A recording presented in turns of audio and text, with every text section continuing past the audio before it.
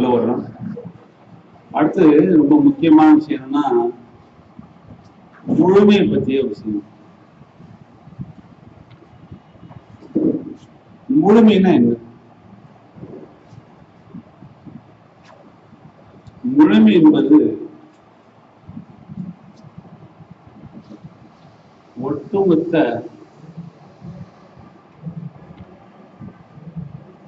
மனிதனும் உயிரும்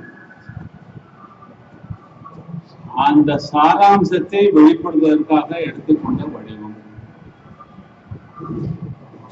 சாராம்சத்தை எடுத்துக்கொண்ட வடிவம். அந்த சாராம்சத்தை அது வெளிப்படுத்த வேண்டும் என்றால் அந்த முழுமையினுடைய அனைத்து பகுதிகளும் அதை வெளிப்படுத்த வேண்டும். அனைத்து பகுதிகளும் அந்த முழுமையுடைய சாராம்சத்தை வெளிப்படுத்தவில்லை என்றால் எந்த பகுதி அந்த சாராம்சத்தை வெளிப்படுத்தலையோ அந்த பகுதி அந்த முழுமையுடைய பகுதி இல்லை. நல்ல புரியுது. அப்ப ஒவ்வொரு செல்லும் அதனுடைய அந்த முழுமையுடைய சாரத்தை வெளிப்படுத்த வேண்டும். அப்படி இல்லாட்டினா அது முழுமையா இருக்க முடியாது. ஒரு முழுமை என்பது எப்பொழுதுமே பரஸ்பர தொடர்புடையது. பரஸ்பர தொடர்புடையது. ஒரு அமைப்பு, ஒரு முழுமை, அந்த முழுமை இன்னொரு முழுமையுடைய பகுதி, அந்த முழுமை இன்னொரு முழுமையுடைய பகுதி, அந்த முழுமை இன்னொரு முழுமையுடைய பகுதி, அந்த முழுமை பிரபஞ்சத்தினுடைய பகுதி. ஒவ்வொன்றும் பகுதியாகவும் முழுமையாகவும் இருக்குது. அப்ப முழுமையை சிதைக்க வேண்டும் என்றால் அதனுடைய சாரத்தை சிதைக்க வேண்டும். ஹோமியோபதியில முழுமைக்குமான மருந்து. அந்த முழுமையை அறிவதற்கு உரியது அதனுடைய சாரம். அந்த சாரத்தை நிறைவேற்றுவதற்காகத்தான் அந்த முழுமை இருக்கிறது. சாரத்தை நிறைவேற்றுவதற்காக அந்த முழுமை இருக்கும்போது சாரத்தை அறிவது என்பது தனித்துவத்தை அறிவது. தனித்துவத்தை அறிவது. அப்ப தனித்துவம் என்பது முழுமையினுடைய வெளிப்பாடு. முழுமை தன்னை வெளிப்படுத்திக் கொள்ளக்கூடிய ஒரு செயல். அப்ப தனித்துவமும் முழுமையும் பிரிக்க முடியாது. தனித்துவம் முழுமையும் பிரிக்க முடியாது. அப்ப தனித்துவத்துக்கு மருந்து கொடுத்தால் முழுமைக்கு மருந்து கொடுத்ததாக அர்த்தம். அது இப்ப ஹோமியோபதியில் என்ன பண்றோம்? நோய் எப்படி பார்க்கிறோம்? ஒட்டுமொத்த மனிதனும் உயிர்தான். அது ஒரு உறுப்பில் வெளிப்படுத்துகிறது. 189 வார்த்தை என்ன சொல்லுது? ஒரு உறுப்புல ஒரு நோய் வருதுன்னா அந்த நோயை உறுப்பு மட்டும் வருது இல்ல, அனைத்து பகுதிகளுடைய ஒத்துழைப்போடு தான் வருது. அனைத்து பகுதிகளுடைய கன்சென்ட், அதாவது அதனுடைய இணக்கத்தோடு தான் வருது. அதனுடைய அனுமதி எடுத்துதான் வருது. அனைத்து பகுதியும் பாதிப்படையாமல் ஒருபோதும் ஒரு உறுப்பில் நோய் வருவதில்லை. அனைத்து பகுதியும் நோயுறாமல் ஒரு பகுதியில் நோய் வருவது இல்லை. ஒரு கையில் வர்ற நெலசுத்தியா இருக்கட்டும், உதட்டு வர்ற கேன்சரா இருக்கட்டும், புண்ணா இருக்கட்டும், அந்த புண்ணு வர்றதுக்கு முன்னாடி அனைத்து பகுதியும் நோயுற்று போகணும், அல்லது அந்த புண்ணு வரும்போதே நோயுற்று போகணும். இதுதான் இந்த பாரா சொல்ற விஷயம். அப்ப முழுமை என்பது என்னன்னா தன்னை பிரிக்க முடியாத அளவு உணர்வு நிலையில் ஓர்மையை வெளிப்படுத்துவது. உணர்வு நிலையில் ஓர்மையை வெளிப்படுத்துவது. அப்ப சாராம்சம் என்பது அதற்கே உண்டான உணர்வு நிலை வெளிப்பாடு. உணர்வு நிலை வெளிப்பாடு. அந்த உணர்வு நிலை வெளிப்பாடு குறிகளாகவும் அடையாளங்களாகவும் தெரிகிறது. அந்த குறிகளில் அடையாளங்களில் உள்ள பிரத்யேகமான பண்பு அல்லது தனித்துவமான பண்பு அந்த சாராம்சத்தை வெளிப்படுத்துகிறது அல்லது அந்த உணர்வை வெளிப்படுத்துகிறது. அதுதான் இந்த பாராசூழல். இப்போ ஒரு விஷயத்துக்கு வரும். ஒரு 2 வருஷத்துக்கு முன்னாடி ஒரு பையன் வந்தான். ஒரு பையனை கூட்டிட்டு வந்தாங்க. கண்ணுல ஒரு கடுமையான நோய். அந்த நோய் அவனுக்கு எப்படி இருக்குன்னா, ஒரு 5 அவனுக்கு 9 வயது, 4 வயதுல இருந்து இருக்கு. அவங்களும் தமிழகத்தில் உள்ள எல்லா ஆஸ்பத்திரியும் போயாச்சு. வேலூர்ல போய் பெட்ல வச்சு பார்த்தாச்சு. எல்லா மருந்தும் கொடுத்தாச்சு. அதுக்கு எந்த விதமான தீர்வும் கிடையாது. என்ன நோயின்னு சொல்லவும் முடியல. ஆனா நைட்ல வலி வரும். வலி வந்தா துடிப்பான். கிட்டத்தட்ட அந்த வலி பின்னால காலையில 11 மணி கூட கொஞ்சமா குறைஞ்சு போயிடும். இருந்தாலும் அந்த வலி லேசா இருக்கும். ஆனா நைட்ல தான் அதிகமா வரும். இப்படித்தான் அவனுடைய இது. நான் என்னோட வரும்போது கேட்டேன், குறிகள்லாம் கேட்டு டோட்டாலிட்டி போட்டு சல்பர் சல்பர் கொடுத்தேன். குறிகளை தொகுத்து போட்டதில் 22 குறி எடுத்து டோட்டாலிட்டி போட்டு கொடுத்த உடனே அந்த பையனுக்கு ஒரு 10 நாள் கொஞ்சம் நல்லா இருந்துச்சு. அப்புறம் வந்துருச்சு. அப்புறம் டோட்டாலிட்டி போட்டு கொடுத்ததுல வேற ஏதோ மேக் செல்போன் வந்தது கொடுத்தேன். அதுவும் சரியா வரல. அப்புறம் கேட்டேன், இந்த வலி என்னப்பா பண்ணுது, உன்னை என்னடா பண்ணுது போய் சொல்லு அப்படின்னு. அவன் சொன்னான், வந்தா புடுங்குது சார். அப்படி புடுங்குது. புடுங்குதுன்னா என்ன சார், எப்படிப்பா புடுங்குது, கொஞ்சம் விலைக்கு சொல்லுப்பா அப்படின்னு சொல்லி. கவ்வி பிடிக்குது, கவ்வி புடுங்குது அப்படின்னு. கவ்வி புடுங்குது. அந்த கண்ணுல வலி எப்படி இருக்கு, கவ்வி புடுங்குது அப்படின்னு சொல்லி. நல்லா கொஞ்சம் இருப்பா, எப்படி கவ்வினா, கவ்வி புடுங்கி புதறது சார். டார்ச்சர் பண்ணுங்க. சரிப்பா, இந்த பையன் இப்படிப்பா, அதை ஏன் தம்பியோட எப்ப பார்த்தாலும் சண்டை போட்டே போயாரு. சல்லுன்னு எப்ப பார்த்தாலும் சண்டை போடுவேன். அவனை போட்டு குதறி போடுவாங்க அப்படின்னு உங்க அப்பா சொன்னாங்க. அவனும் சொன்னான், என் பொருளை யாரை எடுத்தா அவனை நான் அடிக்காம விட மாட்டேன் அப்படின்னு சொன்னான். சரி, கிடைச்சிட்ட ஆள் அப்படின்ட்டு ஒரு மருந்து கொடுத்தேன். 200 கொடுத்தேன். கொடுத்து 1.5 வருஷம் ஆச்சு. அவங்க 5 வருஷமா 12 லட்சம் ரூபாய் செலவழிச்சிட்டாங்க. இன்னைக்கு வர அந்த வழி இல்லை. அவன் எல்லாம் அலர்ஜி சொல்லி கிட்டத்தட்ட அது கம்ப்ளீட்டாவே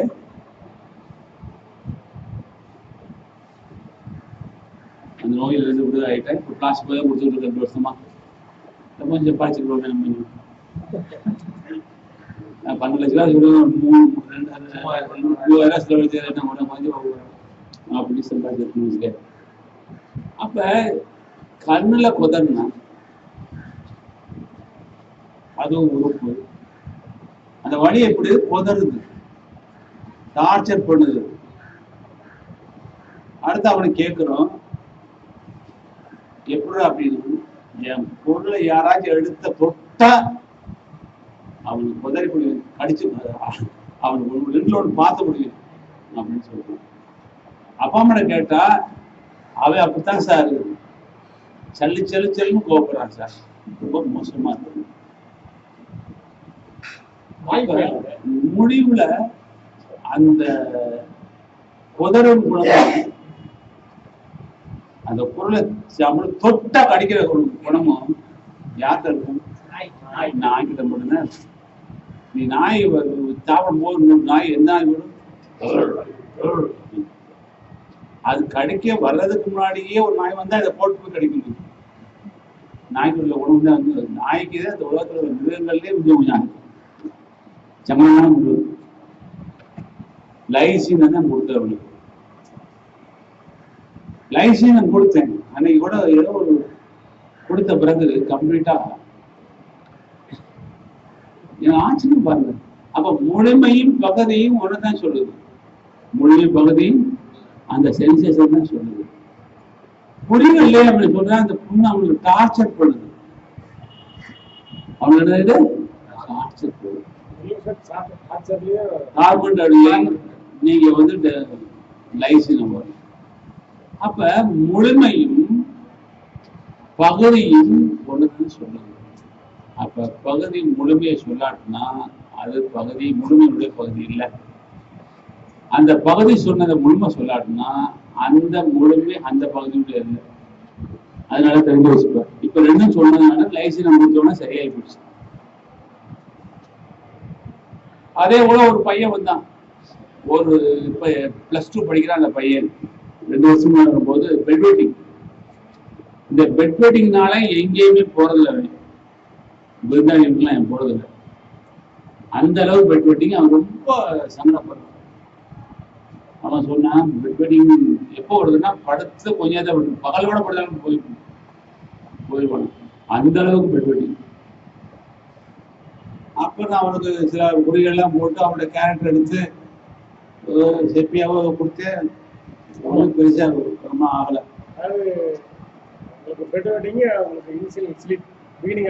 அப்ப வந்து அப்ப பார்த்தேன். அடுத்து அவனை கேட்டேன், ஏன்னா அவனுக்கு அப்படின்னு அசிங்கமா இருக்கு சார், ரொம்ப அவமானமா இருக்கு சார். எனக்கு நான் விருந்துக்கே யார் வீட்டும் போறதே இல்லை. வீட்டை விட்டு நீ என்ன செய்த அவமானம் என்னப்பா பண்ணுது அப்படின்னு. ஏன் சார் மனசை போட்டு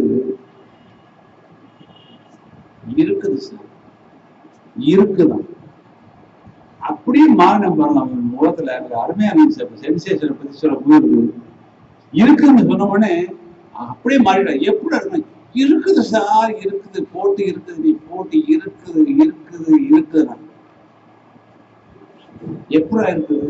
எங்கேடா பாத்துக்க அது இருக்கு அப்படின்னா, பார்த்த சார் பாம்பு இருக்கும்ல சொல்லுவான். இருக்குது இருக்குது. அப்ப அந்த இருக்குங்கிற ஒரு உணர்வு அந்த அவருடைய யூரின் பண்ணது அவமானங்கிற உணர்வோட பொருந்தும் போது அவர் சொன்னான், இது எப்போல்லாம் உனக்கு இருக்குதா அப்படின்னு.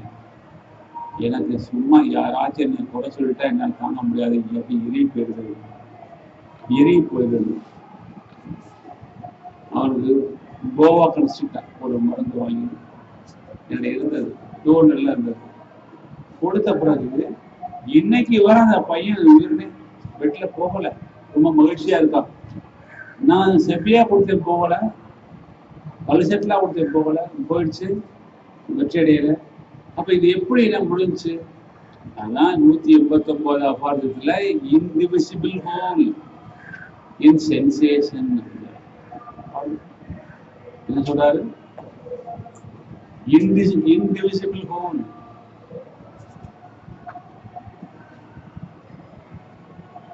So intimately all parts of the organism connected together to form an indivisible whole. Indivisible whole indivisible whole in sensation and function. அப்ப முழுமை என்பது உணர்வு ரீதியாகவும் செயல் ரீதியாகவும் முழுமையாக இருக்கும். உணர்வு ரீதியாகவும் செயல் ரீதியாகவும் அது சாராம்சத்தை வெளிப்படுத்த வேண்டும். சாராம்சத்தை வெளிப்படுத்துவதுதான் முழுமை. சாராம்சத்தை வெளிப்படுத்துவதற்காகவே முழுமை இருக்கிறது, வேற எதுக்குமே இந்த முழுமை கிடையாது. அப்ப சாராம்சம் என்பது என்ன? அப்ப ஏற்கனவே பார்த்துட்டோம். அது வைட்டல் ஃபோர்ஸ், வைட்டல் பிரின்சிபிள் சொல்லிட்டோம். அப்ப இங்க ஒரு விஷயம் முக்கியமா தெரிய வேண்டிய விஷயம் என்னன்னா, ஒரு நோய் ஒரு மனிதன்கிட்ட வருதுன்னா, இப்ப தலைவலி இருக்குன்னா தலையில மட்டும் நோய் கிடையாது, என்டையர் மேனும் நோய்வாய்ப்பட்டுட்டான். நோய் இல்லாத ஒரு பகுதியே கிடையாது அப்படியான அர்த்தம். இந்த பாரா படிச்சது எல்லாரும் படிச்சிருக்கீங்களா? படிச்சது யாரு? படிச்சுட்டு மறந்துக்கலாம், திரும்ப படிக்கணும். ஒரு முக்கியமான பாரா உங்களுக்கு முழுமையை பற்றி சொல்லக்கூடிய பாடம் ஹோமியோபதியில இந்த பாராதான் சொல்லுது. அப்ப 189 சொல்லுங்க, முழுமையும் நோய் வராமல் ஒரு பகுதியில் நோய் வருவதில்லை, ஒரு உண்மை சொல்லுவாச்சு. அப்புறம் ஒரு இடத்துல ஹானிமன் சொல்றாரு 154 கொஞ்ச நேரம் உங்கள்கிட்ட பேசுறேன், கொஞ்சம் பொறுத்துக்கிட்டா வேணும். நீங்க ஒரு நேரம் கூட ஆகணும்.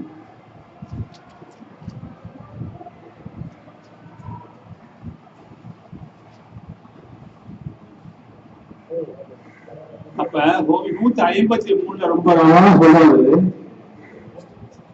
ஒரு ஹோமியோ மருந்து ஒரு நோய் குறிகளுக்காக கொடுக்கும் போது அந்த நோய்க்குறியை ஒத்தது முறைப்படி குணப்படுத்துகிறது. அப்ப அந்த மருந்துல மீது குறியில என்ன ஆகும்?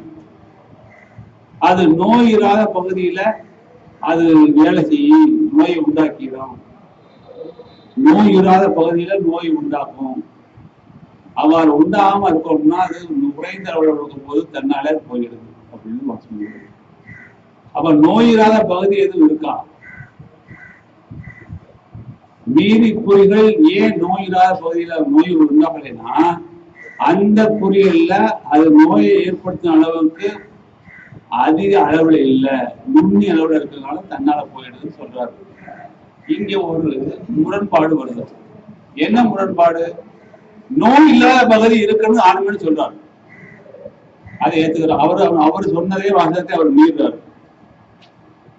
அதே போல 40, 39, 40, 41, 42 அபாரிசங்கள்ல சிமிலர் அண்ட் டிசிமிலர் டிசீஸ் சொல்லும் போதும் கூட, அதோட கிரானிக் டிசீஸ் அப்படின்னு சொல்லும் போது கூட, ஒரு சோடா இருக்கிற போது இன்னொரு கிரானிக் டிசீஸ் வந்துடும், அது இன்னொரு இடத்துல போய் இருந்துடும் அப்படின்னு கன்ஃபியூஷன் பண்றாரு.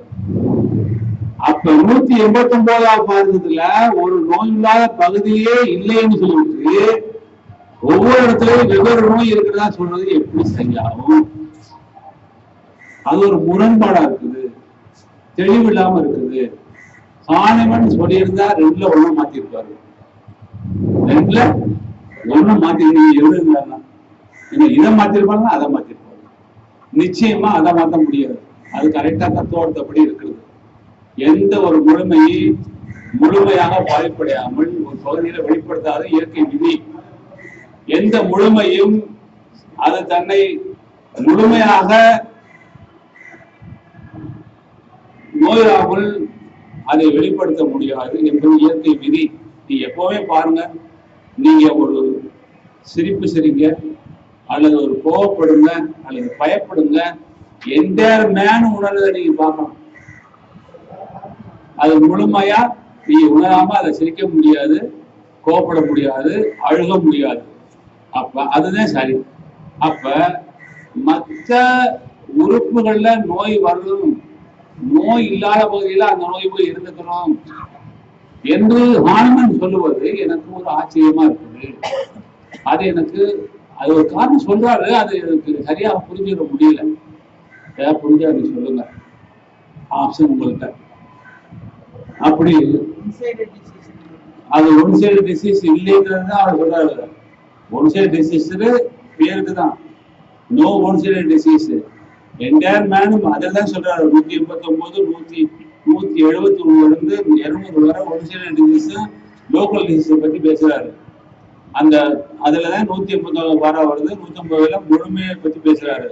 முழுமையில சொல்றாரு அனைத்து உறுப்புகளும் நோய் வராமல் ஒரு பகுதியில் நோய் வராதுன்னு சொல்றாரு. அப்ப நீங்க ஒன் சைடு டிசீஸ் உங்களுக்கு தான் தெரியுது, டிசீஸ் வெளிப்பட்டதான் ஒன் சைடு, அது என்டையர் மேல இருக்குது. நீங்க அந்த குறியையும் பார்க்கணும், அவனுடைய அகநிலையை பார்க்கணும், புறநிலையை பார்க்கணும், மொத்த டோட்டாலிட்டி போட்டு அவனுக்கு மருந்து கொடுக்கணும். அதை நீங்க பார்க்கும் பொழுது 191, 192 சொன்னது போல அந்த சீப் சிம்டத்தை முக்கியமா எடுக்கணும். சீப் சிம்டத்தை முக்கியமா எடுக்கணும். சீப் சிம்டம் தான் அந்த டிசீஸினுடைய தனித்துவத்தை வெளிப்படுத்தும். அந்த தனித்துவத்தை வெளிப்படுத்தி அந்த தனித்துவமானது முழுமையோடு பொருந்தும் போது, அது முழுமையோடு சார்ந்து வரும்போது எப்படி புடுங்குது அப்படின்னு கண்ணுல சொன்ன அந்த பையன் வாழ்க்கையிலையும் புடுங்குன எல்லாரையும். அவன் நச்சரிக்கிறேன் அவன் பொருள் எடுத்து அவனை விடுறதே இல்லை, உதறி புடுவேன் உதறி அப்படியும் அப்பவே சொல்றாரு, அந்த வார்த்தையை சொல்றாரு. அப்ப அந்த பகுதியில புதறுதல் அந்த உணர்வு முழுமைக்கு வெளிப்படுத்துது. அப்ப முழுமை அந்த உணர்வை உணராமல் பகுதியில வெளிப்படுத்தாது. அப்படி உணர்த்துகின்ற அந்த உண்மையை சரியாக சொல்லியிருக்கிறார் டாக்டர் ஹானிமன் 189வது மணிமொழியில. ஆனால் 153ல நோயுறாத பகுதி அப்படின்னு சொல்றாரு.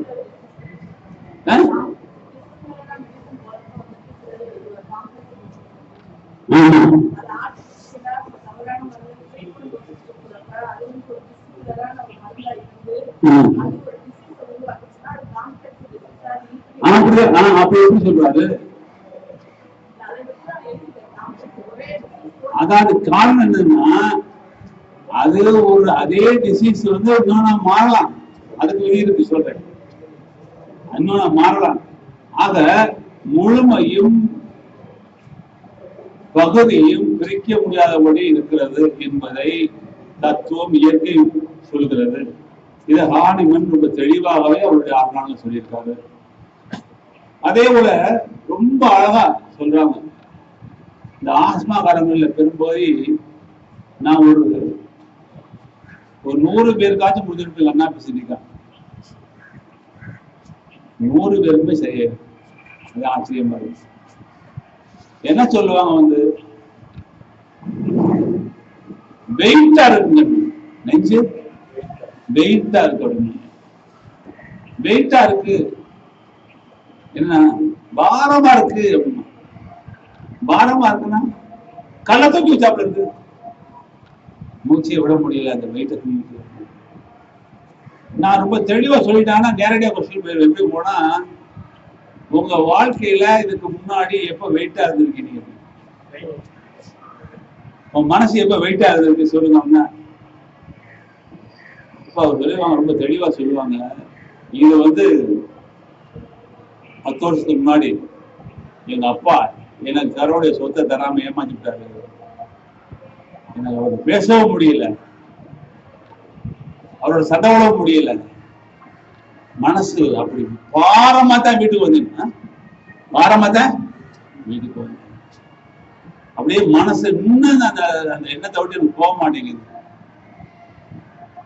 என்ன சொன்னாங்க, மியாசத்தை சொல்லிட்டாங்களா, சொல்லியாச்சு. சொன்னது பகுதி, மூச்சுட முடியல வெயிட்டா இருக்குன்னு சொன்னாங்களா, சொல்லிட்டாங்க. 2க்கு 2ஆம் பாடுதான் கண்ணாபிஜிக்காத. கண்ணாபிஜிக்கா எங்க இருக்கு ஆஸ்மாவை பத்தி புரோகில அப்படி ஒன்றும் கிடையாது, அப்படி நான் எதுவுமே கொடுக்கல. அப்ப அவர் கம்ப்ளீட்டா முழுமையும் பகுதி ஒண்ணா இருக்குன்றது ரொம்ப தெளிவா தெரிஞ்சு போச்சு. ஒரு இன்ஜினியர் ஸ்பேன்ல டிஸ்க் ப்ரொலாப்சிஸ் ஆபரேஷன் பண்றதுக்கு 20 நாள் டேட் பிக்ஸ் பண்ணியாச்சு, எல்லா மருத்துவமனையில எல்லா ஏற்பாடுலாம் பண்ணியாச்சு, கொஞ்சம் பணமும் கட்டியாச்சு. என்னடா வந்தாரு, என்னடா வந்தோடனே இந்த டிஸ்க் ப்ரொலாப்சிஸ் என்னங்க பண்ணுது அப்படின்னு எனக்கு அது படுத்த தொந்தரவை பார்த்தா தொந்தரவா இருக்குது, தொந்தரவா இருக்கு. என்னங்க தொந்தரவா இருக்கு, வேலை செய்ய முடியல, வெளிக்கு போக முடியல, சாதாரண ஒரு விஷயத்தை செய்ய முடியல, ஒரு சின்ன வேலையை கூட செய்ய முடியலங்க. நான் இந்த வழியில படுற தொந்தரவு அவதிப்படுறேங்க அப்படின்னா. அப்ப நான் அவருக்கு சொன்னேன், வேற தொந்தரவுங்கிற வார்த்தையை நீ அடிக்கடியை பயன்படுத்துறீங்களே, நான் நேரடியா கேட்கறது, எப்பெல்லாம் தொந்தரவா இருக்குன்னு நீங்க ஒண்ணு அதை ஏங்க கொண்டாடியே தொந்தரவு, கொண்டாடியே தொந்தரவு, சகிச்சுக்கிட்டு தான் போயிட்டு இருக்கேன், என்ன சகிச்சுக்கிட்டு தான் போயிட்டு இருக்க முடியாது.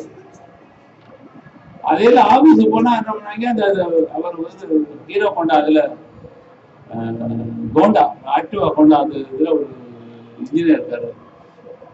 இந்த மயலுவப்படுற தொந்தரவு நான் பதில் சொல்ல வேண்டியிருக்கு. இவங்க என்ன பண்ணி துறைவாய்களோடு எங்க போனாலும் அந்த சிந்தனையா இருக்கு. என்ன ஆன்டிசிபேட்டர் ஆன்சியேட் ஒய்ஃப் சென்று அப்படியே மறைச்சு வச்சுட்டார். முழுமையும் வெளிப்படுத்தார், முழுமையும் தொந்தரவு, இந்த பகுதியும் தொந்தரவு. சிம்பிளா லூஃபா ஓப்பர் பிளேட்டா மருந்த கொடுத்த பிறகு இன்னைக்கு 3 வருஷம் ஆபரேஷன் தெரியாது. லூஃபா ஓப்பர் பிளேட்டாவுக்கும் அந்த ப்ரிலாப்சிஸ்க்கு என்ன தொடர்பு இருக்கு? ஒரு பொருளாக தொடர்பும் கிடையாது. அப்ப பேத்தாலஜிய அந்த நோய் சொல்லுது அப்படிங்கிறதுக்கு எந்த விதமான இதுவும் கிடையாது. அப்ப முழுமை பகுதி ஒரு சென்சேஷனை வெளிப்படுத்தும் போது அது நிச்சயமாக அதனுடைய சாரத்தை வெளிப்படுத்துது. பாதிக்கப்பட்ட சாரத்தை வெளிப்படுத்துது. என்னைக்கும் நம்ம என்ன கூடாது, நோய் என்பது பாதிக்கப்பட்ட சாரம். சாரம் பாதித்தாதான் நோய் வரும். அந்த சாரம் பாதிக்கும் போது சாராம்சமானது தன்னை தகவமைக்க முயற்சி பண்ணும். அந்த முயற்சி பண்ணும் போது அது மறுபடியும் தோத்து போனா நோய் வந்துடும். அப்புறம் ஒரு முஸ்லீம் பொண்ணு வந்தது, அதுக்கு ரொமான்டிசம் என்ன பண்ணுது, கை காலெல்லாம் வளைஞ்சு போயிடுது. அது எந்திரிக்கும் போதே கை ஆடுது. இந்த கை இப்படியுமா ஆடுது. நீ எந்திரிக்க சொல்லிட்டீல்ல, அந்த பதட்டத்துல ஆடுது. வலிக்குது, ஆடிடுது. அப்ப வேற போலாம் ஆடுதுப்பா. இப்ப நடத்துறியே எப்படியா, நான் கோவப்பட்டாலும் நடுங்கிடுவேன், பயந்தாலும் நடுங்கிடுவேன். நான் என்ன பண்ணாலும் என் வீட்டுக்காரர் கூப்பிட்டா போச்சு, என்ன கூப்பிடாரு என்ன பண்றாரு நடக்க வந்துடும்.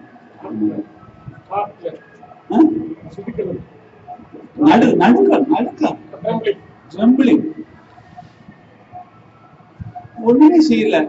ரொம்ப சிம்பிளா நம்ம கொஸ்டின் கேட்டு, இந்த முத எப்ப வந்துச்சு அப்படின்னு. இது 7 வருஷம் ஆச்சு. 7 வருஷமா என்ன நடந்துச்சு? ஒரு நகை காணாம போச்சு எங்க வீட்டுல. நகை காணாம போனோம்னா எங்க மாமியாரி எனக்கு வழி விட்டா. நம்மள சொல்லிட்டாலும் அப்படியே நடுங்கி போடுது. இதனால பேச்சே வழி நடுங்கி போனது. கொஞ்ச நாள பார்த்தா அந்த மூட்டு வலி வந்துருச்சு அப்படின்னு அந்த அம்மா சொல்லிச்சு. நான் ஒன்னும் சொல்லல. ஒரு காமன் எழுதுற கேச முடிச்சுட்டு லேமியம் மருந்து கொடுத்தேன்.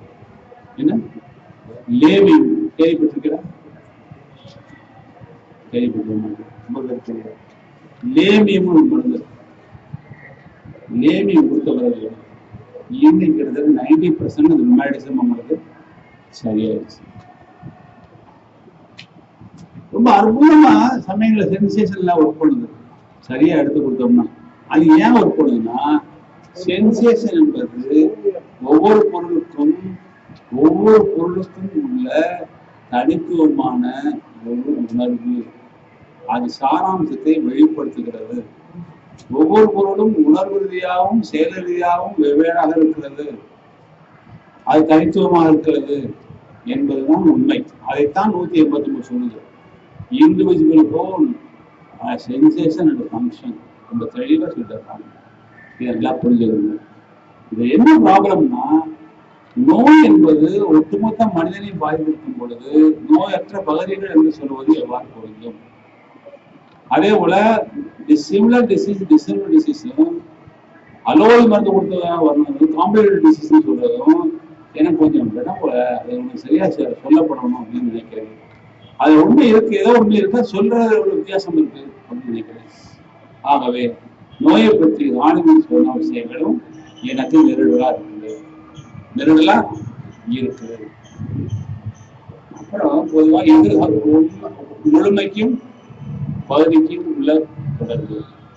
முழுமைங்கிறது 3 முழுமை இருக்கு. 3 முழுமை இருக்கு இயற்கையில. என்ன முழுமை? அக்ரிகேட் ஹோல், ஆர்கானிக் ஹோல்,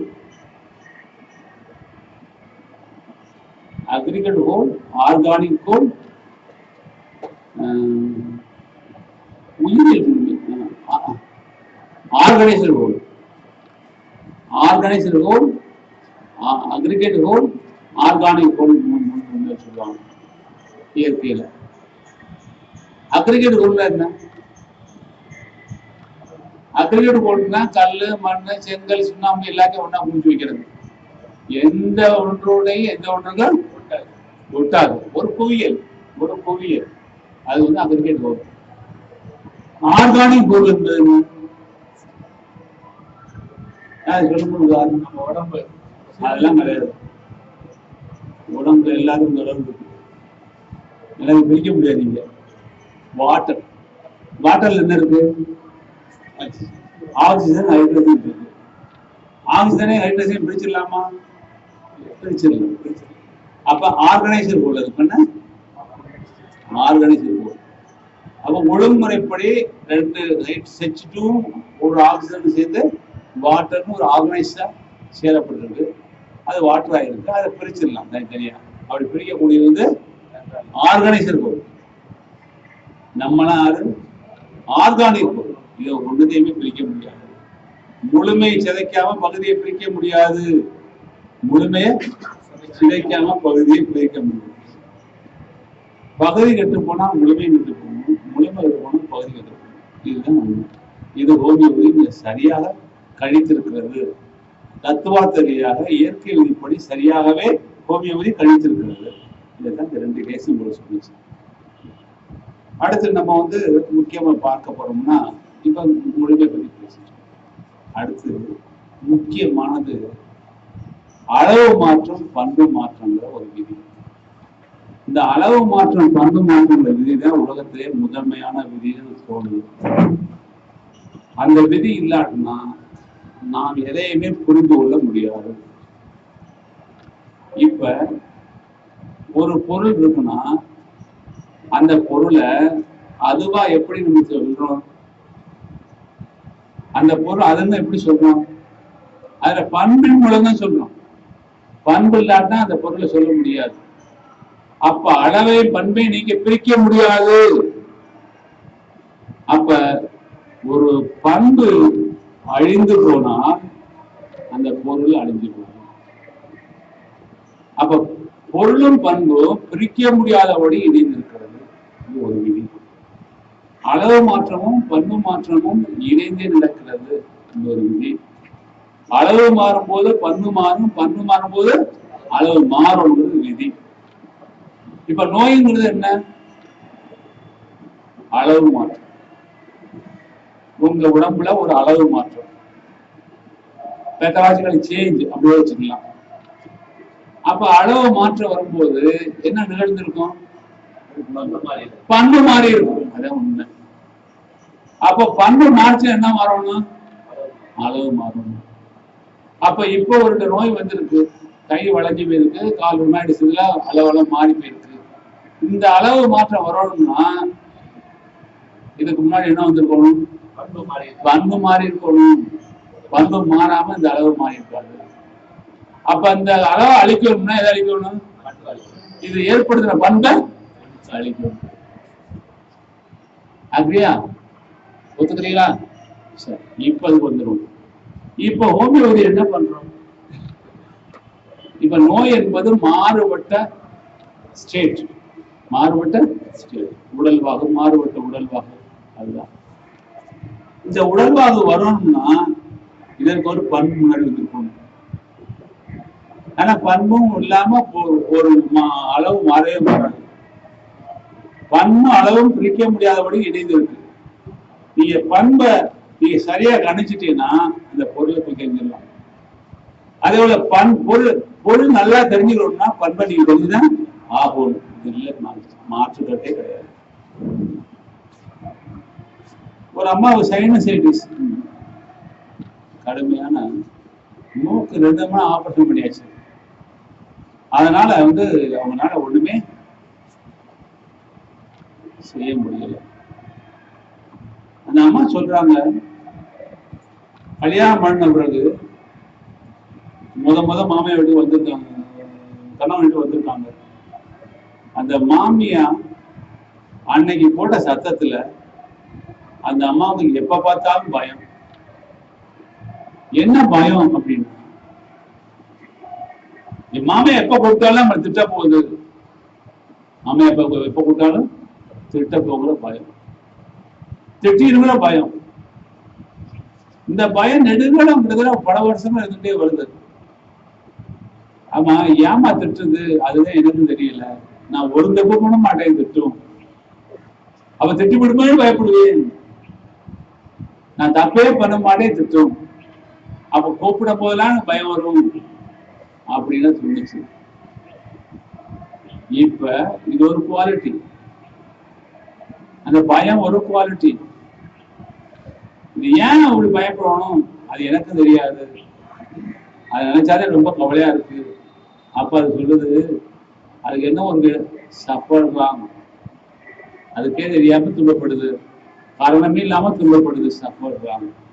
பயம் ரெண்டே ரோபரிக்க வச்சு கார்சினோசின் மருந்தை செலக்ட் பண்ணி அந்த அம்மாவை கொடுத்த பிறகு ஒரு ஆப்ரேஷன் பண்ணி மூக்கு கொடுத்து போய் சைனோசைட்டிஸ்ன்னு அந்த அம்மா இந்த வேலையும் போகாம இருந்தது.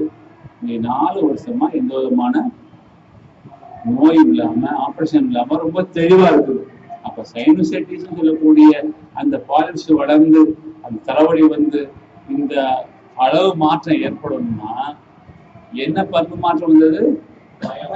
பயமும் அவங்க சஃபாடுறாங்கிற பண்பு மாற்றம் தான் அவங்களுக்கு இந்த அளவு மாற்றத்தை உண்டாச்சு.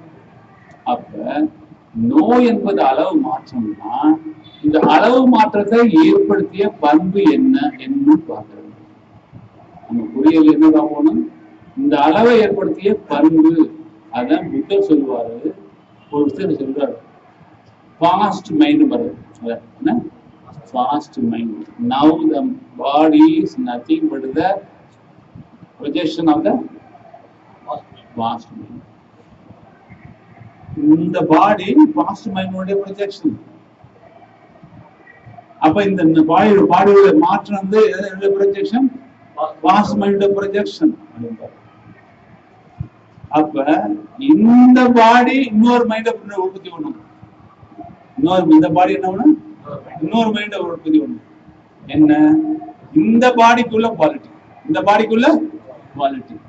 அப்ப ஒரு குவாலிட்டி ஒரு பாடி வந்துச்சு, இந்த பாடி ஒரு குவாலிட்டி வந்துச்சு. அப்ப விவேகானந்தர் சொல்லுவாரு, குவாலிட்டி முதல் வந்துச்சா குவான்டிட்டி முதல் வந்துச்சா? குவாலிட்டி முதல் வந்துச்சா குவான்டிட்டி முதல் வந்து அவருடைய லைஃப் ஹிஸ்டரி படிச்சு மொத்த ஒர்க்கம் படிச்சேன்னு சொல்லுவாரு. அப்ப உலகம் பொருளற்ற பொருள் வந்து இதுல தோன்றுச்சு, பிரம்மத்துல வந்து பொருள் எப்படி தோன்றுச்சு? குவாலிட்டி வந்து வந்துச்சா, குவாலிட்டி வந்து குவான்டிட்டி ஆச்சா, குவான்டிட்டி வந்து குவாலிட்டி ஆச்சா? அது சொல்ல முடியல. ஒரு பிச்சை கோழி இருந்து அப்படி அது போல அவரே சொன்னார், கோழியில இருந்து முட்டை வந்துச்சா, முட்டையில இருந்து கோழி வந்துச்சாங்க. ஒரு எப்படி ஒரு பிரச்சனை இருக்கோ அது போல இந்த பிரச்சனை அப்படின்னு சொல்லிட்டு போறாங்க. வேற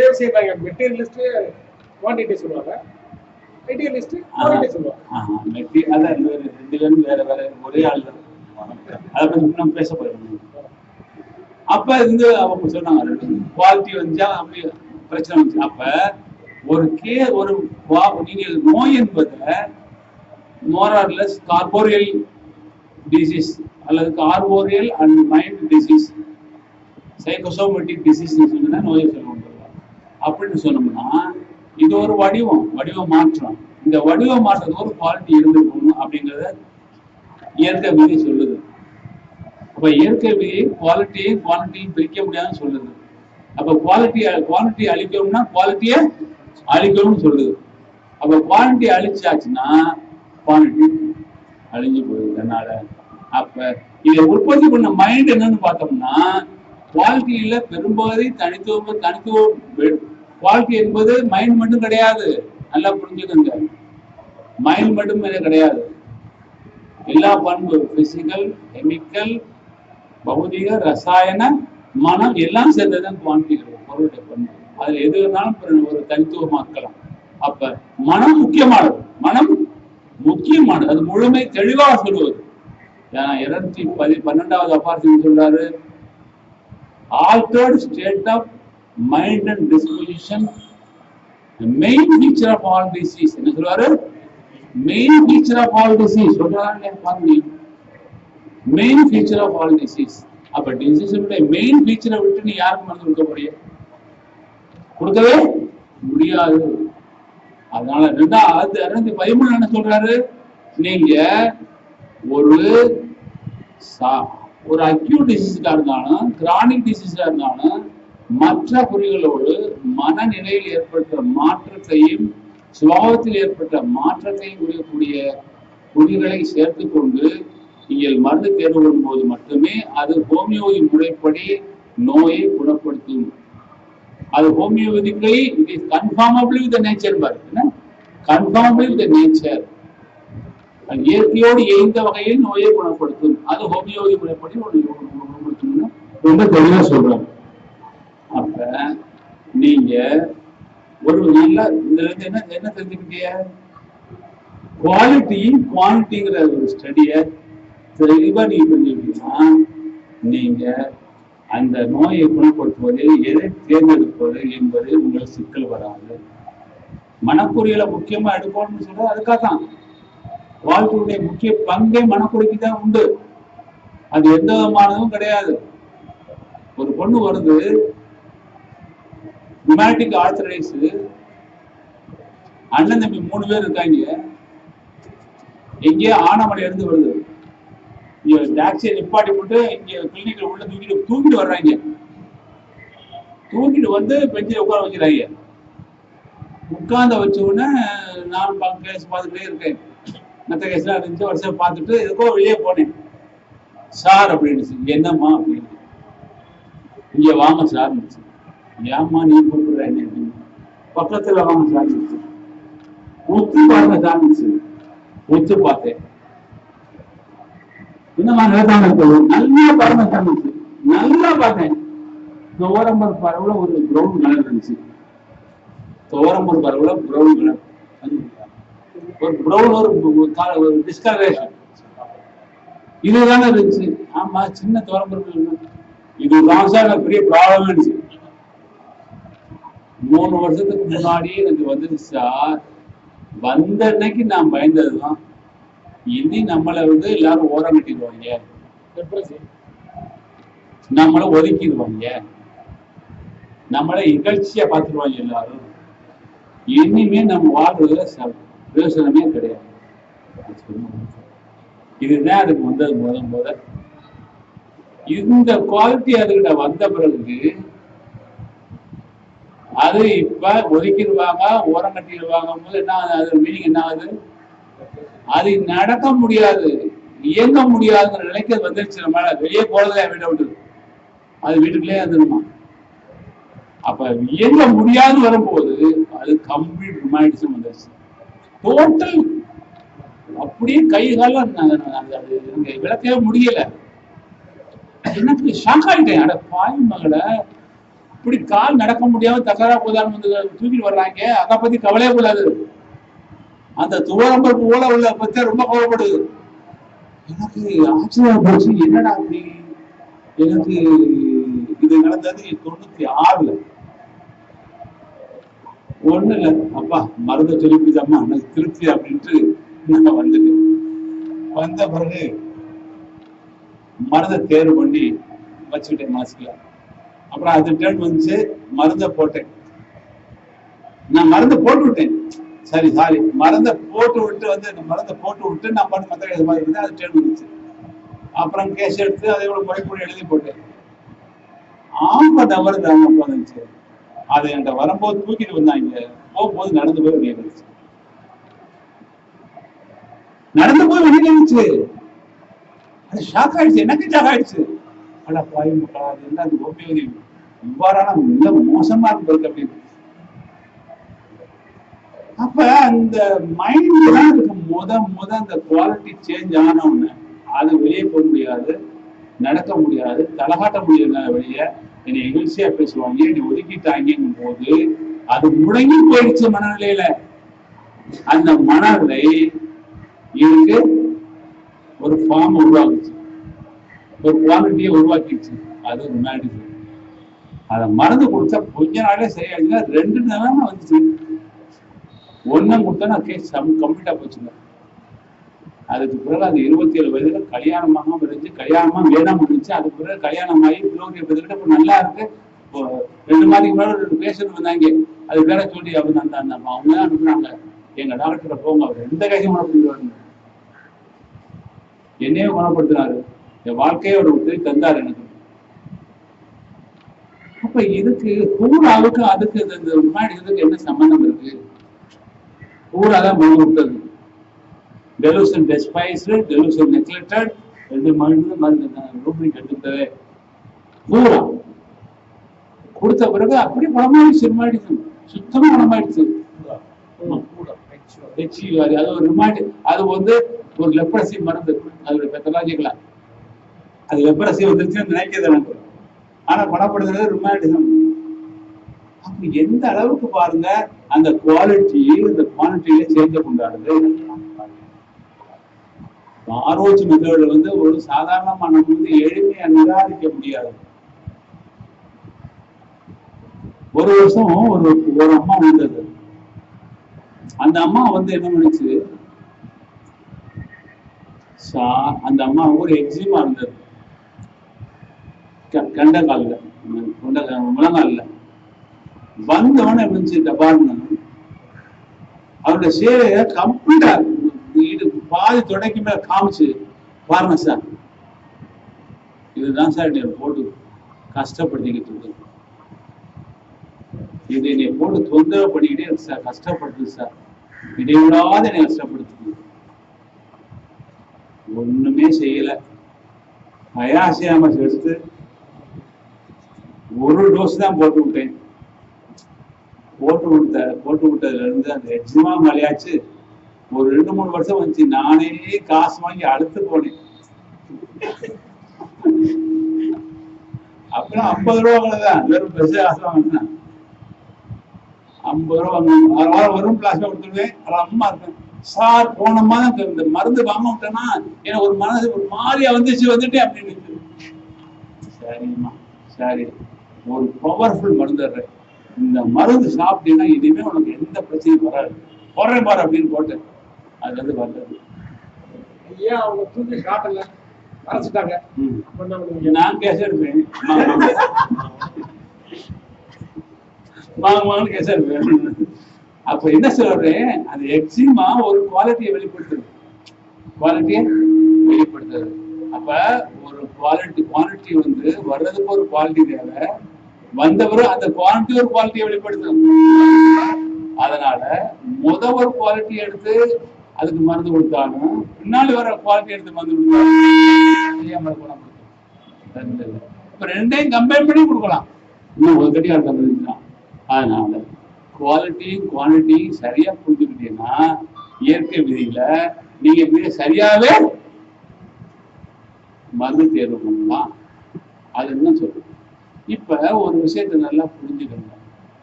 குவாலிட்டி மாறும்போது குவான்டிட்டி மாறும். குவான்டிட்டி மாறும்போது நம்ம சொல்லுவோம் பரடா கார்டு பிசினஸ் அப்படின்னு சொல்லுவோம். சின்ன குட்டையா இருப்பான், 20,000 இருக்கும். அப்ப அளவு மாறிடுச்சு, பண்பு மாறிடுச்சு, ஆனா அளவு மாறல. அப்ப அளவு மாறாது, பண்பு மட்டும் மாறிடுச்சுனாலும் நோய், பண்பு மாறாது அளவு மட்டும் மாறிடுச்சுனாலும் யாரும் மறுக்க முடியாது. இது நோயை கணிப்பதற்கு ஒரு அளவுகோல். இப்ப ஒரு கேஸ் வந்தாங்க, அவங்க என்ன சொன்னாங்க அப்படின்னா,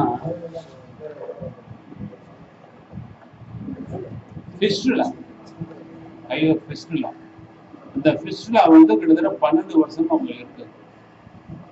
12 வருஷம் அந்த ஃபிஸ்டுலா ஆட்டவும் அவங்கனால வந்து வைத்தியம் பார்த்து ரொம்ப சமரப்படுவேன் வந்தார். அவர் வந்த உடனே அவரை கேஸ் எடுக்கும் போது ஒரு விஷயத்தை சொல்லிட்டே வந்தார். அவருடைய குவாலிட்டி வந்து எந்த இடத்துல பார்த்தாலும் ஒண்ணு வெளியிட்டே இருந்துச்சு. நீ எங்க வேலை பாக்குறீங்க அப்படின்னா, நான் நகை கடையில வேலை பாக்குறேன். நகை கடையில என்னவா இருக்கீங்க? ஏஜெண்டா இருக்கு. ஏஜெண்டா உங்களுக்கு என்ன வேலை? பகல் பூரா போய் கிராக்கி பிடிச்சிட்டு வர்றது வேலை. கிராக்கி பிடிச்சிட்டு வந்து இந்த கடையில வந்து எந்தெந்த ஊர்ல யாராவது பிடிச்சா என்ன பண்ணணும் அப்படின்னு புள்ளிவரம் கொடுத்துட்டு போகும்போது வீட்டுக்கு போகணும். 8 மணி ஆயிரும். உங்களுக்கு என்ன பிரச்சனை இங்க அப்படின்னு வேற ஒரு பிரச்சனை. இந்த ஓனருடைய அப்பா ஒருத்தர் இருக்காரு, ஒரு வயதான ஆளு, அதனால நச்ச பிடிச்ச ஆளு, எப்ப பார்த்தாலும் திட்டிக்கிட்டு இருக்காரு. சரி நீங்க என்ன பண்ணுவீங்க? கோவம் வரும், கடுமையா கோவம் வரும். ஆனா பாப்பேன், ஆமா கோடிக்கணக்கில் முதல் போட்டிருக்காங்க, அவைய கோவப்படுறது நியாயங்க. இதுக்கு எதுக்கு கோவப்பட்டு நம்ம மண்டையை உடைச்சிருக்காங்க? இதை விட்டா அவங்க என்ன சாப்பாடு எடுத்துடுறாங்க, பிள்ளைய படிக்க வைக்கிறாங்க, வீட்டுக்கு வாடகை கொடுத்துறாங்க. இதை விட நம்ம இங்கே போவோம். கோவம் முண்டிக்கிட்டு வரும். அப்புறம் நானா பார்த்து சரித்தேன், பெரியவர் தான் திட்டிட்டு போறான்னு விட்டுருவேன். இது அடிக்கடி நடக்கும், அடிக்கடி நடக்கும். அப்புறம் போனேன், வீட்டுக்கு போவேன். வீட்டுல போனா பொண்டாட்டி ஒரு தொல்லையை போடுவா. ஒரு கலர் டிவி வாங்கன்னு எவ்வளவு நாள் சொல்றேன். கலர் டிவி வாங்குறீங்களா? உங்களை கட்டிக்கிட்ட இந்த கலர் டிவி கூட எனக்கு கொடுத்து வைக்கலையே அப்படின்பா. எனக்கு வரும் கோபம், பயங்கரமா கோபம் வரும். ஏன்டி கலர் டிவி வாங்கணுமா? கலர் டிவி சோறுக்கே நம்ம சிங்கி அடிச்சுக்கிட்டு இருக்கோம். அவன் கொடுத்தாதான் சோறு சாப்பிடலாம், அந்த அளவுக்கு நம்ம நிலைமை இருக்கு. கலர் டிவி வாங்குறியா அப்படின்னு எதிர்வேன்.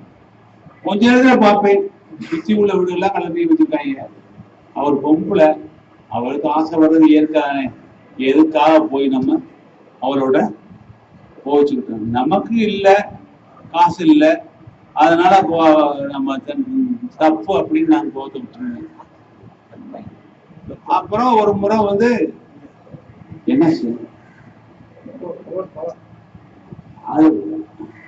ஒரு முறை என் தங்கச்சிக்கு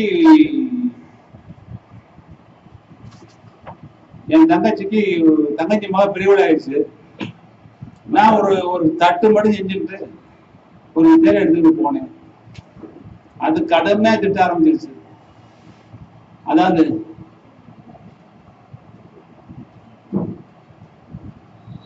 தாங்கம்மா, சரி இந்த பையன் சாப்பிடுறேன் அப்படி சாப்பிடுறேன்.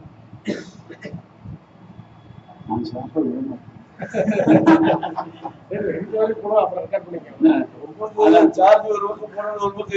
அதாவது அந்த கலர் டிவி இந்த மாதிரி சாரி அக்கா பிள்ளைக்கு சடங்குக்கு போகும்போது அது மடமையா கோவப்படுச்சு.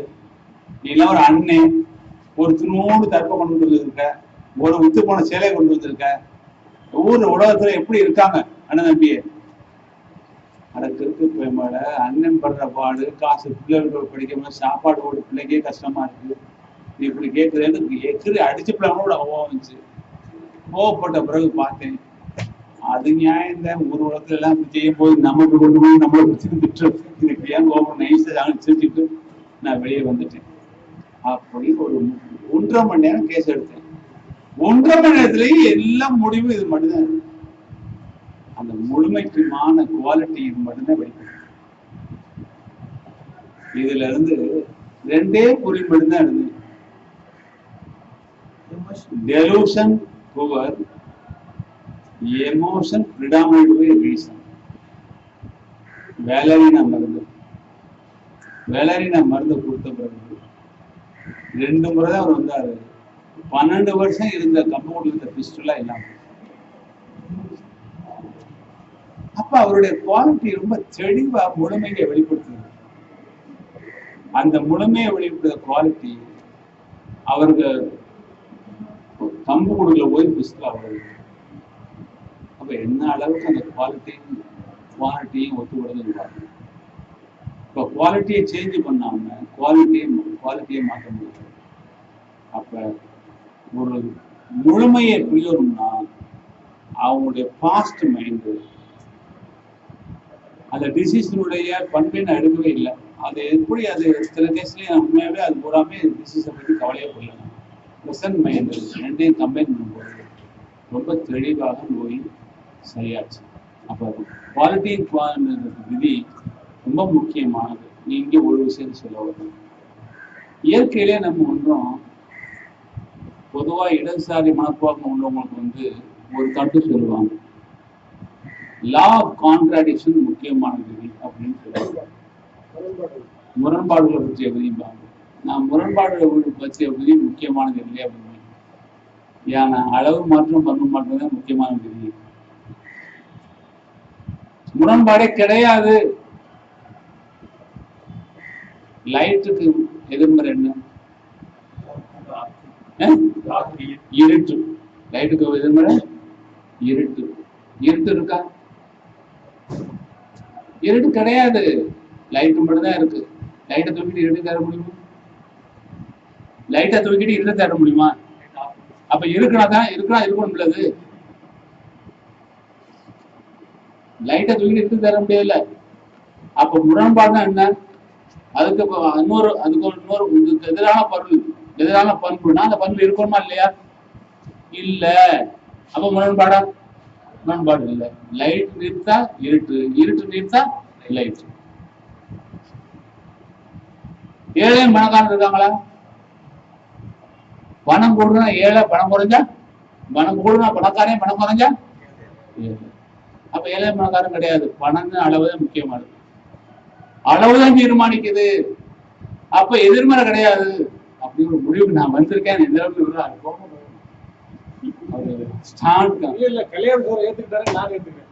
நீ ஏத்துக்கிறதுக்கு அப்ப எந்த ஒன்றிலுமே எதிர்மறை கிடையாது. அப்ப இரண்டு பண்புகள் பகவத்கீதையுடைய 4வது எதிர்மறையை வச்சுதான் அறிய முடியும்.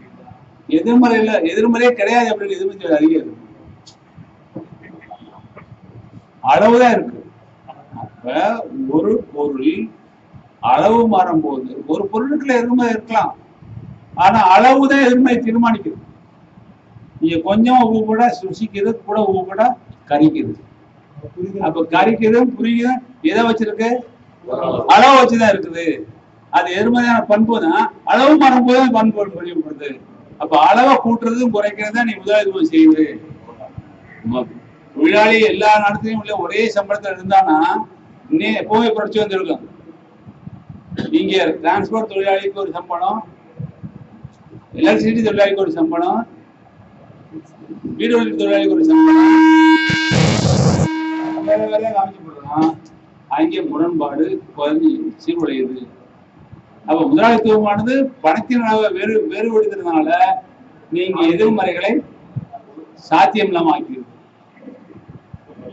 அப்ப எதிர்மறை என்பது எப்பொழுதுமே, நீங்க ரத்த ஓட்டம் இருக்கு, நம்ம சொல்றோம் ரத்தம் உள்ள ஓடுது, ரத்தம் வெளியே போகுது, எதிர்மறைன்னு சொல்லலாம்.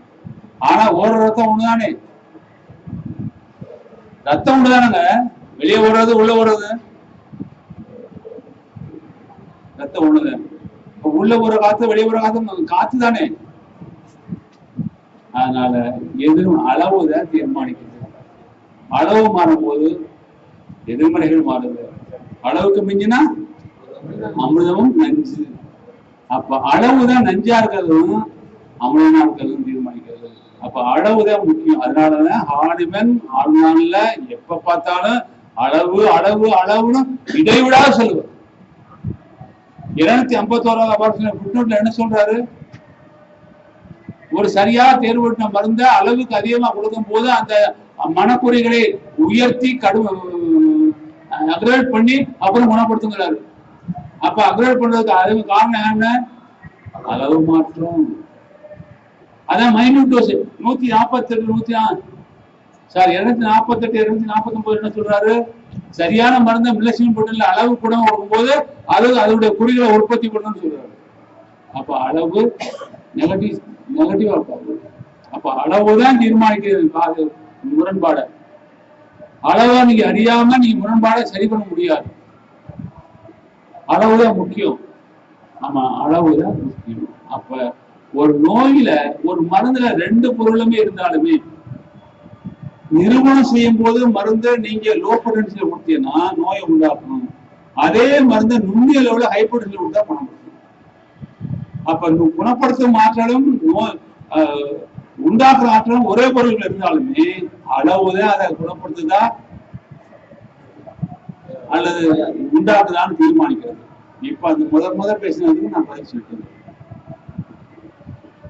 அப்ப அளவு சரியாக நீ உணரும் பொழுது நிச்சயமாக நீங்கள் அந்த மருந்தை, அந்த மனிதனை, அந்த நோயை நீங்கள் சரியாக கணிக்க முடியும்.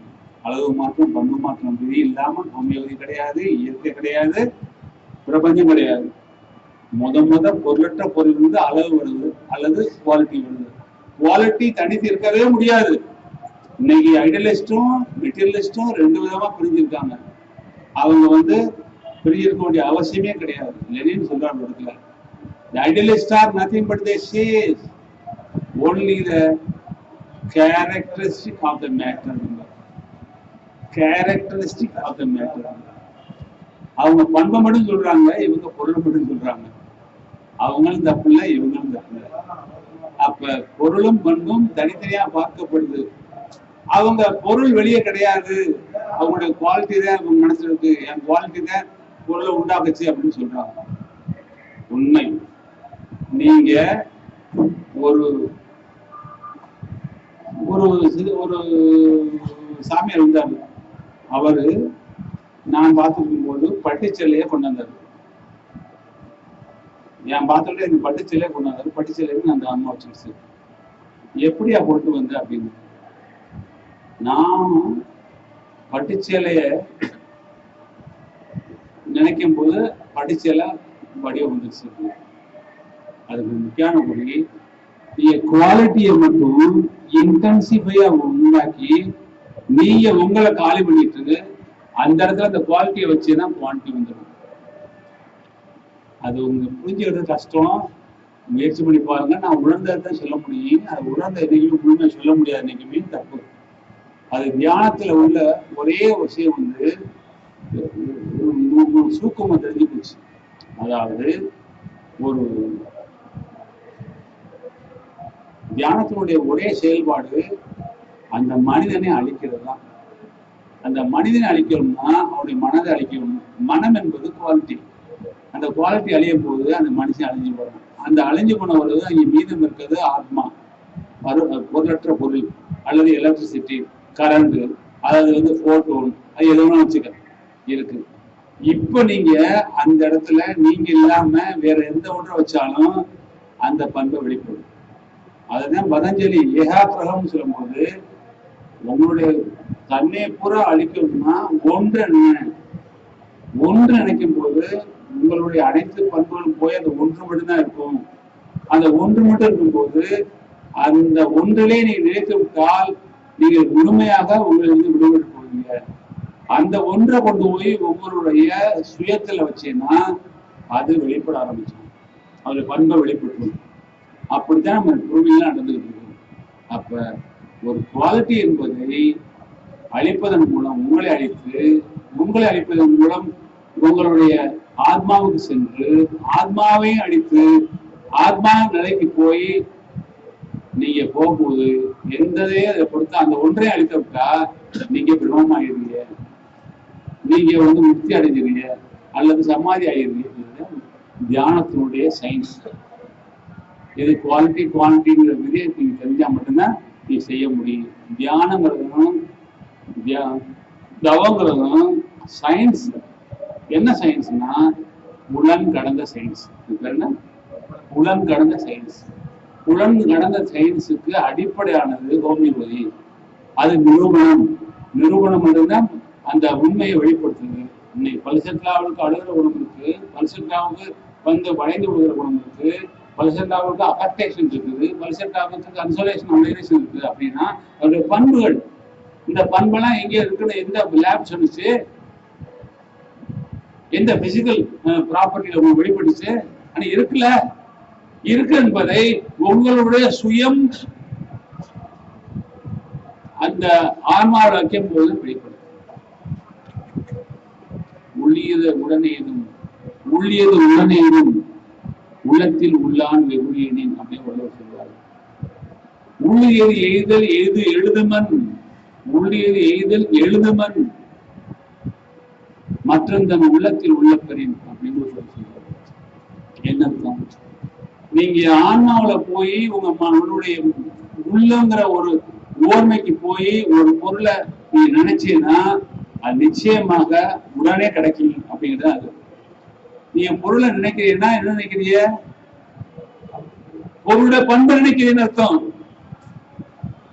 பண்பை நினைக்கும் போது பண்பு தனித்து நிற்க முடியாது. பண்பு தனித்து நிற்கும் போது என்ன ஆகும்? அதுக்கான பொருளை உற்பத்தி பண்ணிடும். அப்படி நினைச்சிருந்தாங்க. சயின்ஸ் அப்படின்னு நான் உணர்றேன். அது கொஞ்சம் கரெக்டா சொல்லணும்னு தெரியாது. அது மேல ஆய்வு பண்ணி பாருங்க. இதுதான் தான் தியானத்துடைய உரை. இது ஹோமியோபதி மெய்ப்பிக்கிறது முக்கியமானது.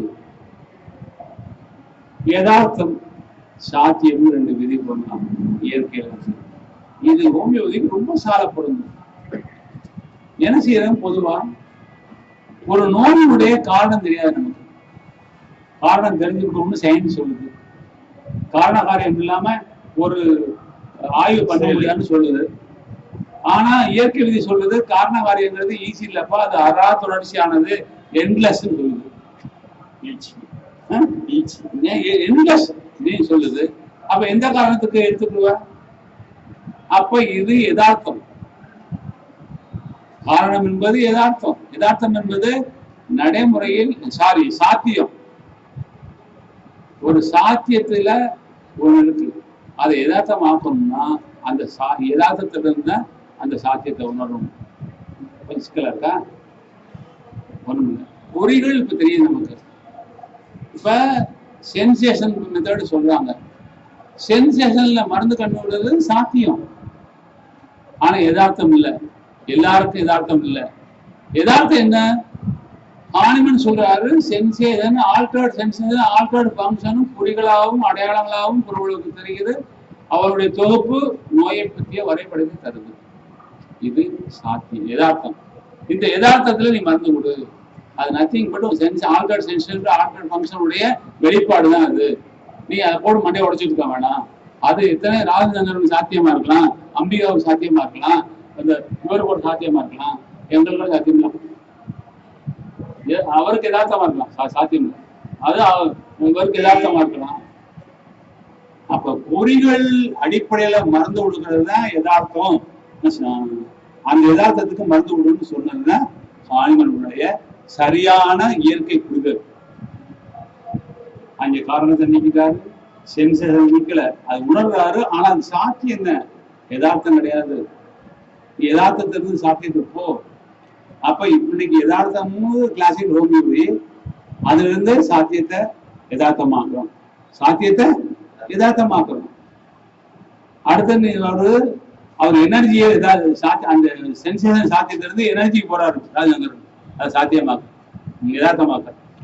இப்ப அப்ப யதார்த்தத்திலிருந்து சாத்தியத்தை யதார்த்தமாக்குறது. அப்ப அந்த சாத்தியத்துக்குள்ள யதார்த்தத்துக்குள்ள இன்னொரு சாத்தியம் இருக்கும். அந்த சாத்தியத்தை யதார்த்தமாக்குறது போய்கிட்டே இருக்கும் ஆய்வானது. அப்ப யதார்த்தமும் சாத்தியம்ங்கிற கோட்பாடு வாழ்க்கையில மிக உயர்ந்த இயற்கை தத்துவம். இதை நீங்க வாழ்க்கையை புரிஞ்சுக்கணும். வாழ்க்கை அந்த ஒரு பயன் தரக்கூடிய எதுவுமே கிடையாது. அப்ப நோயை குணப்படுத்தணும். வழியோடு துடிச்சிட்டு வர்றாரு. அவரை ஒரு பெத்தலாஜிக்கலா வழியை குறைப்படுத்துங்க. வழியை குறைக்கிறது யதார்த்தம். யதார்த்தம். வழியை குணப்படுத்திட்டு வழி போனோம்னா அவர்கிட்ட சில புரிகளை சேர்க்கறது சாத்தியம். அந்த சாத்தியத்துக்கு உணவு வழி அந்த அவருக்கு என்ன இருக்கு அடிப்படையானதுன்னு பார்த்து மருந்து கொடுக்கறது யதார்த்தம். அதை முடிஞ்சோம்னா அதுக்கு யதார்த்தம் போறோம். அவருடைய கேரக்டரை பாக்குறது. கேரக்டரை பார்த்து அதுல அந்த யதார்த்தம் சாத்தியம் யதார்த்தத்துக்கு போறோம். அந்த யதார்த்தத்தை குணப்படுத்தி அவரை முழுமையா குணப்படுத்தின பிறகு அவருடைய சுயம் மட்டும் இருக்கும். அப்ப சுயம் என்பது எப்பொழுதுமே கண்டிஷனல் டிசீஸ். அப்ப எந்த ஒரு மனிதனும் அன்கண்டிஷனலா நிபந்தனையற்று ஆரோக்கியமா இல்லை. அதை மட்டும் நல்லா புரிஞ்சுக்கணும். எல்லா மனிதனுமே நிபந்தனைக்கு உட்பட்ட ஆரோக்கியமா இருக்கான். அப்ப எல்லா சுயமுமே டிசீஸ். அப்ப எல்லா சுயமுமே நான் நினைக்கிறேன் வேறுபாடு எப்பொழுது மாறுபாடு ஆகுதோ அப்ப டிசீஸ். வேறுபாடு எப்பொழுது மாறுபாடு ஆகுதோ அப்ப டிசீஸ். வேறுபாடா இருக்கிறது பிரச்சனை இல்லை. அது மாறுபாடு ஆகுது. என்ன மாறுபாடு? நான் ஹோமியோ டாக்டர் திண்டுக்கல் இருக்கேன். I am super man. நீங்களாம் சுஜிபி, நீங்களா சுஜிபி அப்படின்னு சொல்லும் போதே மாறுவோம். அப்ப நீங்க மதுரையில் உள்ள ஹோமியோ டாக்டர், நான் திண்டுக்கல் உள்ள ஹோமியோ டாக்டர், 2 பேரும் நோய் குணப்படுத்தும், 2 பேரும் நான் அண்ணன் தம்பிய அப்படின்னா வேறுபாடு தான் இருக்கு. ஐயா மாறுபாடு கிடையாது. அப்ப வேறுபாடு மாறுபாடு ஆகும்போது டிசீஸ். அது மாறுபாடு ஆக்குறதுக்கு காரணம் அகந்தை, ஈகோ. ஈகோவின் வெளிப்பாடு தனித்துவம், சுயம். அப்ப சுயத்தை அழிக்காம நீங்க நோயா பரிபூர்ண குணமா ஆக முடியாது.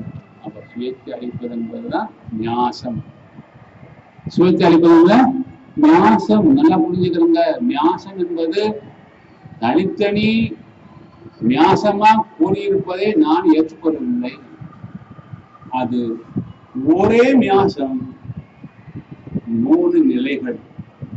74 பாரதியில பிரபு விஜயகர் ரொம்ப தெளிவா சொல்லுவாரு.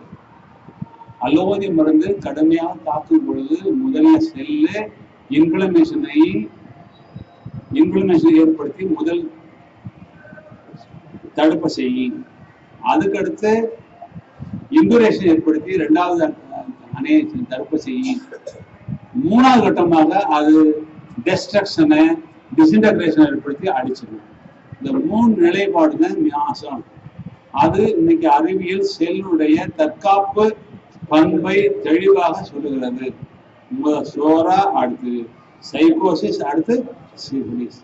அப்ப இந்த கூற்றுப்படி 3 வேற வேறையா? ஒன்றுதான், ஒன்றுடைய டிஃபரண்ட் ஸ்டேட். ஏற்பட்ட டிஃபரன்ஸ் டிஃபரண்ட் ஸ்டேட். அப்ப ஒரு டிசீஸ் தான், டிஃபரண்ட் கண்டிஷன். அப்ப ஒரு நிலைய நீ காலிவனா விட்டுட்டீங்கன்னா அந்த நிலை மாறி இன்னொரு நிலையா மாறிடுது.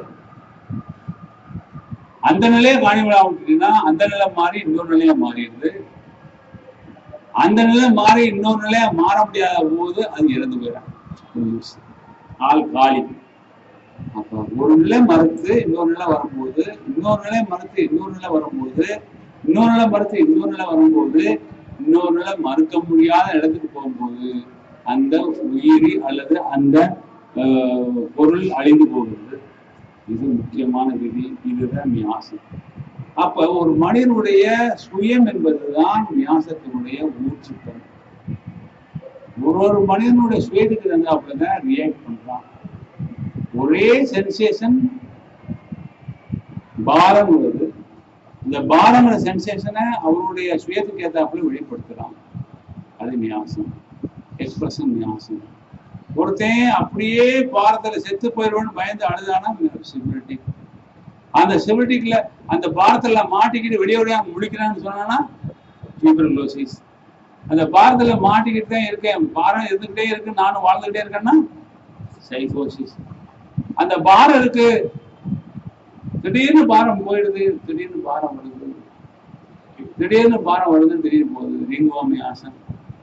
அவர் குறிப்பிட்ட காலத்துல இன்டர்வல்ல அப்பப்போ வந்துட்டு போகுது அந்த பாரம் அப்படின்னு சொன்னா மலேரியா வியாசம்.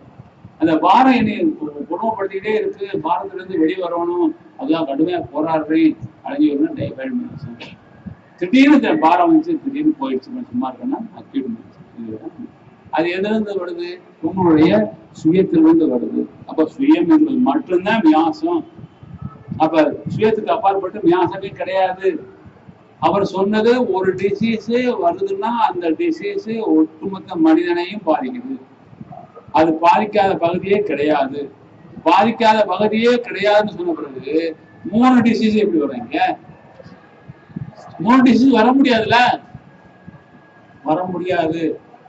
ஒரு டிசீஸ் வைட்டல் ஃபோர்ஸை தாக்கி, வைட்டல் பிரின்சிபலை தாக்கி அது மையத்துக்கு போகுது. மையத்துக்கு போன பொழுது வைட்டல் பிரின்சிபல் ஆனது அதை வெளியே தள்ளி அந்த ஆர்கானிசத்தை தன்னுடைய வைட்டல் பிரின்சிபலுடைய வேலை என்ன? அது உயிர், அது சாரத்துல இருக்கணும், அது சாரத்துல ஆரோக்கியமா இருக்கணும். சாரத்துல ஆரோக்கியமா இருக்குன்னா சாரத்தை கெடுக்கக்கூடியதை வெளியே தள்ளணும். அப்ப வெளியே தள்ளுது, அது புறவழியில நோய் வருது. புறவழியில நோய் அடுத்தடுத்து நீங்க சரியா செய்யாத போது ஒரு உள்நோய்க்கு போயிட்டே இருக்கு. உள்நோய் போகும்போது ஒவ்வொரு இடத்துலயும் சோராவா இருக்கு, சைக்கோசிஸா இருக்கு, சிவிலிஸா இருக்கு. அப்ப சோரா சைக்கோசிஸ் சிவிலிஸ் வேற வேற நோயின்னு சொன்னா நான் இப்படி ஏத்துக்க முடியும்? அவரை சொன்ன போட்டு பொய்யாகுதுல்ல. கொஞ்சம் யோசிப்போம். அப்ப 3 மியாசம் கிடையாது. 3 மியாசம் புரிதலுக்காக இருக்கு. இப்ப உள்ள கண்டிஷன் அனலைஸ் பண்றதுக்காக இருக்கு. இப்ப செபிலிட்டிக் ஸ்டேட்ல இந்த நோய் இருக்கு. ஆனா செபிலிட்டிக்கு ஒரு தனி மியாசம் கிடையாது. ஏற்கனவே இருந்த சைக்கோட்டிகளுடைய வெளிப்பாடுதான். அப்ப இயற்கையில எப்பொழுதுமே ஒன்றுமே தனித்து வருவதில்லை. ஏற்கனவே வந்த ஒன்றினுடைய ப்ரொஜெக்ஷன் தான். அதனுடைய முக்கியமான அம்சங்கள் எடுத்துக்கிறது இப்போது அம்சங்கள் எடுத்துட்டு வருது. இயற்கை விதி. அப்படி 3 மியாசம் எப்படி வந்தது? 3 மியாசம் கிடையாது. நல்லா புரிஞ்சிருக்கு. சரியா நீங்க அவனுடைய சுயத்தை அளந்து கொடுத்துட்டேன்னா அது மியாசத்துக்கு வருதுதான். அப்போ முத எனக்கு ஆல்டர்னேட் ஸ்டேட் கொடுக்கணும். அது குணமாகும் போது அவருடைய சுயத்துக்கு போயிடணும். அவருடைய இயற்கை சுபாவத்துக்கு போயிடணும். அப்பதான் சரியாகும். மியாசத்துக்கு அர்த்தம். அப்ப மியாசம் என்பது கிடையாது. மியாசம் என்பது நாம் புரிந்து கொள்வதற்காக வைத்துக்கூட 3 நிலைப்பாடு அப்படின்னு நான் நினைக்கிறேன். அது உங்களுக்கு யோசிச்சுப்பாங்க. இப்படி நம்ம மியாசத்தை பார்க்கலாம். அது அடுத்து நம்ம சொல்றோம். யதார்த்தம் பார்த்தோம்.